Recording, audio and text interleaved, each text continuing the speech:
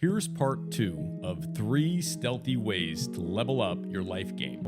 First, I just want to thank you guys for showing up, ask you to like and subscribe. It helps this channel tremendously to be able to continue to produce content like this. But without further ado, let's begin. Knowing how to use a skill that basically nobody's talking about on the internet is super easy to implement once you master it, and it's applicable to all areas, problems, and goals. The skill is using the right questions. So, previously we talked about how to use the right questions in a relationship setting at home. This time we're going to talk about how to use the power of the right questions with an example at work.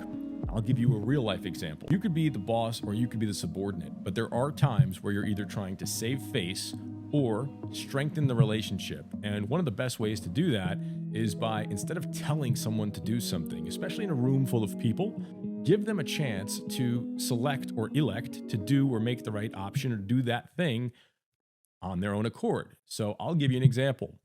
In my previous life, one of the things I used to do is teach surgeons how to do surgery. And that's all great, except here's the thing. I'm not a doctor.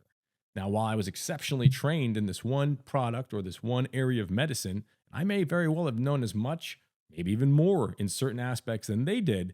Let's be clear, I am no doctor. So me trying to tell a doctor what to do, believe me, not only doesn't sound well, but it actually offend the people that are in the room, like nurses and other people who are there to support him. So this is a delicate situation where instead of telling the doctor, hey doctor, I'm gonna pull back that wire, as just an example, I'd say, doc, what do you think about pulling back that wire so we would have more support for the sheath?